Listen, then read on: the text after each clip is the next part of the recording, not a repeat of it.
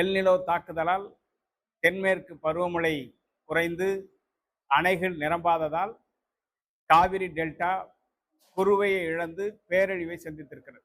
சென்ற ஆண்டு 6.31 லட்சம் ஏக்கர் விளைநிலத்தில் குறுவை சாகுபடி செய்யப்பட்டு இந்த ஆண்டு முற்றிலும் பொய்த்து போய்விட்டது.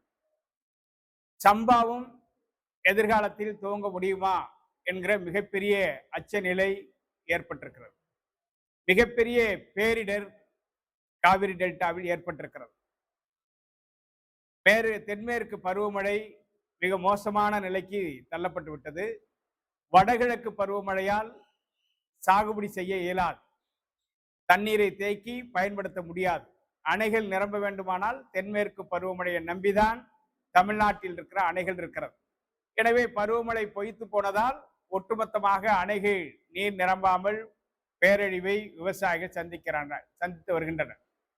இந்த நிலையில் காவிரி டெல்டாவில் குறுவையும் இழந்து சம்பாவை இழக்கக்கூடிய பேராபத்து ஏற்பட்டிருக்கிற இந்த நேரத்தில் தமிழக அரசு உடனடியாக காவிரி டெல்டா மாவட்டங்களை வறட்சி பாதித்த மாவட்டங்களாக அறிவித்து வறட்சி நிவாரண பணிகளை துவங்க வேண்டும். ஏற்கனவே அம்மையார் முதலமைச்சராக ஜெயலலிதா இருந்தபோது வறட்சிக்கு நிவாரணம் கொடுத்து விவசாயிகளை பாதுகாத்தார்கள், தற்கொலையிலிருந்து பாதுகாத்தார்கள். எனவே இன்றைக்கு இருக்கிற தாவேகா அரசு உடனடியாக ஏக்கர் ஒன்றுக்கு 25,000 ரூபாய் இழப்பீடாக வழங்கி குறுவை இழந்திருக்கிற விவசாயிகளை பாதுகாக்க முன்வர வேண்டும். சம்பா இழக்கக்கூடிய விவசாயிகளுக்கும் ஏக்கருக்கு 25,000 வழங்க வேண்டும். காப்பீடு செய்து குறுவை இழந்திருக்கிற விவசாயிகளுக்கு இழப்பீடு வழங்குவதற்கு நிபந்தனைகளை தளர்த்தி அவசர கால நடவடிக்கைகளை மேற்கொண்டு உரிய இழப்பீடு காப்பீட்டு நிறுவனங்கள் மூலமாக தமிழக அரசு பெற்றுத்தர வேண்டும். இதனை வலியுறுத்தியும் மேகதாட்டுவில் கர்நாடகம் அணை கட்டினால் ஏற்படும் பேராபத்து குறித்து விவாதிப்பதற்காக வறட்சி நிவாரண மாநாடு வருகிற 25ஆம் தேதி திருவாரூரில் நடத்த இருக்கிறோம். அதற்கு முன்னதாக மாநாட்டின் கோரிக்கைகளை முன்வைத்து காவிரி டெல்டா மாவட்டம் முழுமையிலும் பிரச்சார பயணத்தை மேற்கொள்ள இருக்கிறோம்.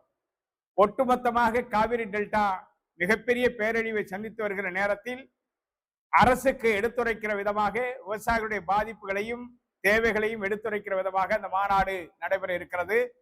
எனவே இந்த மாநாட்டில் பல்வேறு ஆளுமைகள் பங்கேற்று எல்நிலோ தாக்குதலை எதிர்கொள்வது குறித்து விவாதிக்க இருக்கிறோம்.